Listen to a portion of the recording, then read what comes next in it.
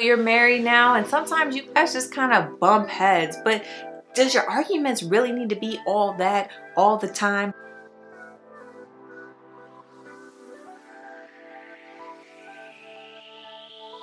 Hey girl, hey, how you doing? One thing you have to understand is that you're married, you're in it for the long run, and I'm pretty sure in your vows you said that you were there to love them for better or for worse. That just kind of seals the deal and letting you know that there will be worse times. There are gonna be some bad times. You guys are gonna have some disagreements. What you're gonna wanna do is you're gonna wanna set some ground rules. Common examples could be no name calling. You know, you guys are both grown adults and you shouldn't have to disrespect them either. You should be able to respect them. You should be able, if you're angry, you shouldn't have to dumb them down or be condescending or be vulgar towards them. Like, love is a verb, and no matter how angry you are, like, you still at the end of the day should love your spouse. And so these ground rules should kind of help you keep that love in place even when you're upset or angry. Listen, you know, maybe this person is talking to you and you have no idea what they're saying because you're so busy trying to figure out the comeback of why they're still wrong and why you're always right. If you guys need space from each other, when you get that space,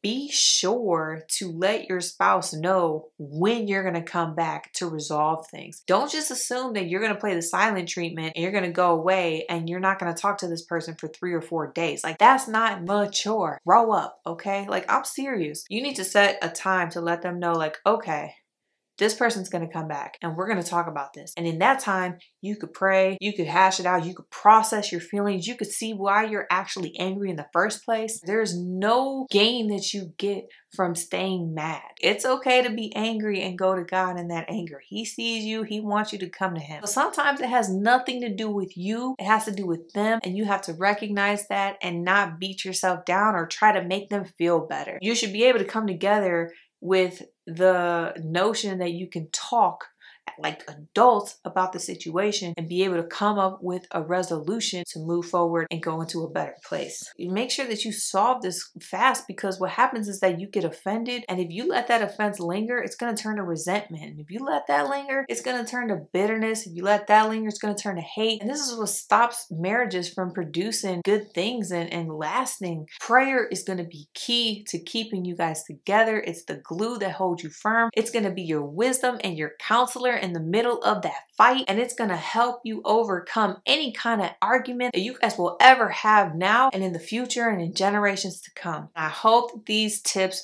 will help you overcome your next argument whenever you have it with your spouse. Hey, thanks so much for watching today's video. If you are curious to finding out whether or not you're trusting God with your marriage and any other stage in your love life, then I want you to go ahead and download the free Love Trust Test today. You can click on the link below in the description box to get it. Thank you so much for watching this video. I love you, I appreciate you, and I can't wait to see you again soon. Bye-bye.